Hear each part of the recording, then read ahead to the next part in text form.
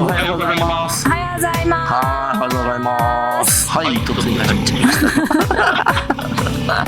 はい、何ってよくついてきたね、今ね。すごいでしょ。日々の反射神経ってすごいよね。すごいね。おはようございますって言うと手を振るっていうね。すげえ YouTube やったはずなのに。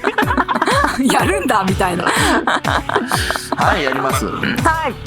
何を話すかっていうとですね、はい。一個タイトルを思いついたので、私の持ち込み企画でございます。ああ、そうなんだ。全くのまっさらです今私ね。ですよね。何の話すんだろうと分かってないですね。思ってます思ってます。はい。今更聞けないチャット GPT とはいかがでしょう。それね。どうですか。まあ私はそんなに深くは分かってないけど。まあ業界にいるからね。なんとなくね。とこの間ちょっと遊んだのと。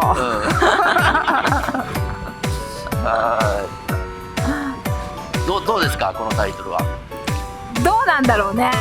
みんななんだろうっていうめっちゃ分かってる人と多分2パターンいると思うんだよね。だからチャット GPT っていう言葉自体は聞いたことあるけどとか、あとなんとなくこんな感じだよねとかっていうのを分かってる人は多いのかな。分かんない。テレビで取り上げられることが最近多くなってきたからね。ああ、そうだね。はい、じゃあその話をちょっとだけしていこう。はいはい、やっていこう。やっていこう。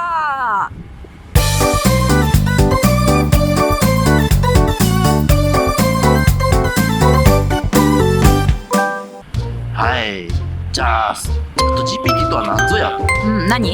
何ですか、あやさん。あれでしょ、会話すんでしょ。人工知能ね。そう、人工知能って AI って言われてるね。AI さんと会話すんでしょ。お話するんでしょ。そう、対話型でいろいろ好きなものを聞いたり解析して何でもできると。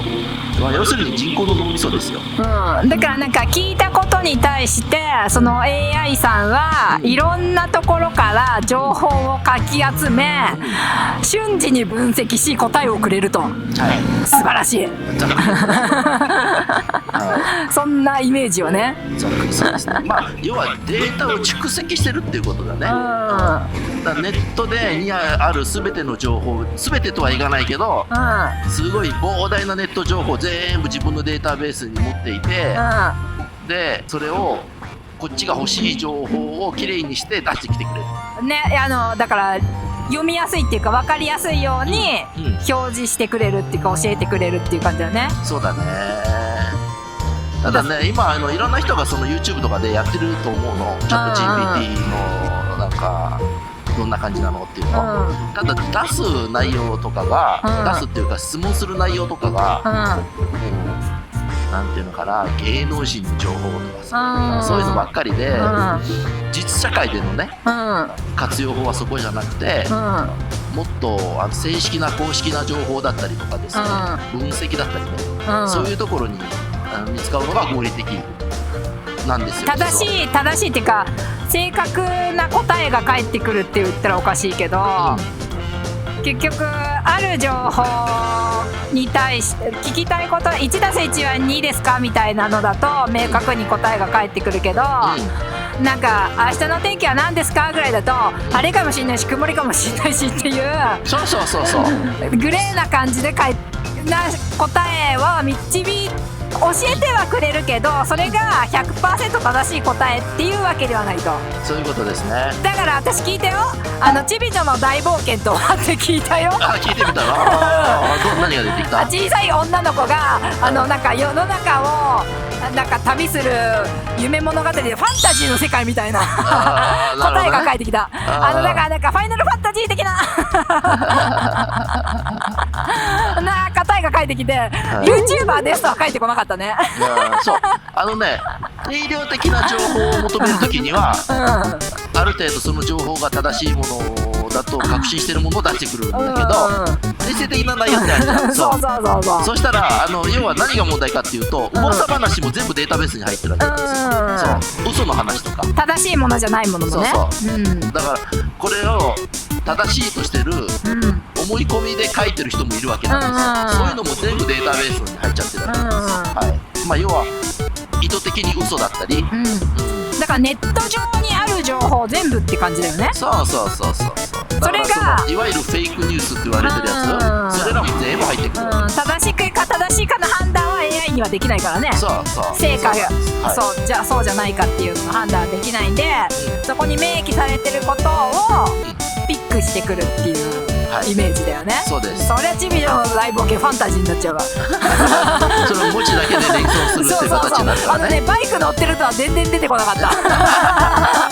まだ認知度が低いなと思いながら。そう、芸能人とかの名前聞いてもダメらしいね。割とそうなんだ。割となんか嘘が出てくるいっぱい。そうかそうか、まだまだだなと思いながら私は見てたけど、これでチビ女の大冒険とか YouTuber でバイクに乗ってって出てきたらかっけえなと思いながらもっと頑張ろうと思ったっていう。そうだね。ただじゃあ例えば我々 IT の業界じゃん、IT の業界で3日5日かけて一つのプログラムを作るとするじゃん、それがね秒でできるんだよ、らしいね。そうなんです。だからそれって理論的じゃん、要は理論的なことでもう確かな動きじゃん、だから何言語でこういう動作をする何々を作ってっていうふうに書いてって言ったら書いてきちゃうんですよ。だからさ、今まで人がやってた作業が、その AI によって行われるっていうような世の中に変わっていく、と言われてるよね、ニュースでね、っていう風なイメージを言ってるよね今ね。そのなんか悪いイメージ結構引き出してないみんな。だからそれで仕事がなくなるみたいな。人がバカになるとかそうね、そういうようなニュースの捉え方を結構してるのが多いけど、ある意味はすごい合理的になって、逆にそこで使えてた能力を他のところに使ったりっていうのが可能になるですかね。俺もそう思ってる。もちろんそうじゃない？それ結局はさ、結局だよ、じゃあこっからさ江ノ島まで行きます、行かなきゃいけません、昔だったらさ歩いて行かなきゃいけなかったわけでしょ、何時間かかる、ね、今はいろんな文明のおかげでそれが10分で行けます、でその10分になることによって今までかかってた何時間っていう時間を合理的に使えるわけじゃん、だからそういうことだと思うんですよ、違います？そうだと思います。だから3日4日かけて書いてた一つのプログラムを1日で書けましたとか1時間で書けました、だったら他のことでさ、例えばさ AI ができないことってあるじゃん。例えば人とのコミュニケーションセッションをするとかさ、そういう部分は AI には無理なわけじゃん、じゃあそこの時間を増やしてもっとこうね内容をもっとよりいいものにとか、よりね向上させるためにどうしたらいいかっていうののディスカッションができたりとかっていうのに使っていけばいいと。そうなんですよ、その通りです。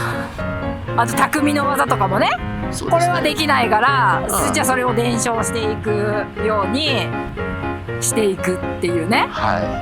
だから何を作るかっていう考える時間ができるわけじゃん、でより多くのものを作れるわけじゃん、人はバカになんないですよそれでその AI をまた有効活用してどうにかどうより良くしていくかっていうのをまた考えていく人間がいるから、多分よりどんどん脳みその活性化が図られていく。そうなんですよ気はするんだけど、自分が活性化するかはちょっと分かんないそうで今、ちょっと話変わって、今後はですね、GPT-4 というのが今もう出てるんですね、でそのバージョン4になってくると画像まで描けるようになっちゃう、らしいね。なんか動画の編集がとかってでもこれもまた今問題が出てて、特にアメリカでは、日本ではそんなに出てないんだけど、またもともといろんな人が描いた絵の膨大な情報を持ってるわけじゃん、同じように、それらの情報を活用して作ってくるから、完全な著作権違反っていうか、そりゃそうだね。どっかの国で変なドラえもん作ってるよさでもあれは実際のドラえもんとちょっと違うからドラえもんじゃないですみたいなね、言い訳ができるってやつね。で今訴訟の嵐になってるわけなんですよ英国ではね、そこら辺のねまた新たな分野でああだこうだっていう、多分だから落ち着くまではいろいろそういうのが出てくると思うんだけど、例えば俺らみたいにデザインセンスがないさ2人がさ、ちょっとじゃあなんかのロゴを作ろうって言っても結構厳しいわけじゃん。厳しい全然出てこねえよ。それができるようになるわけじゃん。そうだね。あ、こんなニュアンスでとか、もう言葉をこうだから可愛くてちょっとレトロな感じでとかっていう文章を書いていくだけで、それに合ったものをチョイスしてきてくれる。で3つとか4つでも10個でも100個でも案を作ってくれるわけなんですよ。それ人間にはできないんだよね。まあ3つぐらいまでだったらできるけど、100個作ってっつったらさできないもんね。わけなんですよ。そうだからわがまま言い放題で気を使わずにいろんなパターンをして自分がこうだっていうこれだって思うところまでそう持っていけるっていうのはすごいよね。私もこの間やった時に自分の思い描いてる漠然と思い描いてるものを具現化してほしいみたいな感じで問いかけたわけよ。だからそれってすごい具体化してないの、私の中でも。例えばその可愛らしいとか、でもちょっとかっこよくてとか、色はこんな感じでみたいな、ほんとね具体的じゃないものを言ったんだけど、あいつは出してきたよ具体的な。そうなんですよね。だそういうところだよね。そうあ、変わるからいきまーす。漠然としたものをよりなんか抽象的なものをどんどん具体化細分化してってくれる。だその中をで出てきたものをまた私がチョイスして、いやここの例えば色とか、これがちょっともうちょっとグレーとかそういうのを全部こっちのフィーリングを全部表現してデータにね起こしてくれるっていうのはすごいなって。これ人間じゃできないから多分。すっごいクリエイティブな人に言ったところで、多分そこまでは出てこないと思う。そうなんですよ。だから物は本当にどう使おうかであって、だって今だってそうだよ、携帯だってそうだし、スマホだって、そうだよ。こんなここの何スマホでさ、こんないろんなことができる世の中が来るとさ、30年前の人思ってなかったでしょ。思ってないっすよ。そんな感じです。持ち込みネタでしたがちょっと私はもうちょっと遊んでみたいなと、いろんなことを聞いてみたいなというふうにその時は思った、ね、聞くだけじゃないからね。問題は聞くものではなく何か作り上げるとか、でも結構面白いよ、会話すると。そうだよ、割といいよね。で暇な時に打ってると、そうただね、会議の途中とかでも今ってみんなパソコン持って話すからさ、その時になんか知りたいこととかすぐ調べられるんじゃん。そうすぐにポッて聞いちゃうんだよ、そしたらポッて出てくるんだ。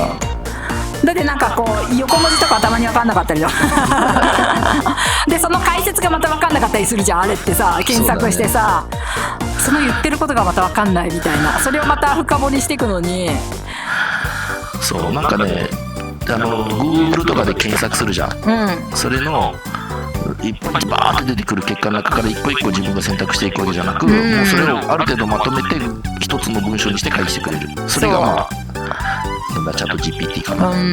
だからなんかこう聞きたい答えがある程度まとまった形で出てくるんだよね。そうだね。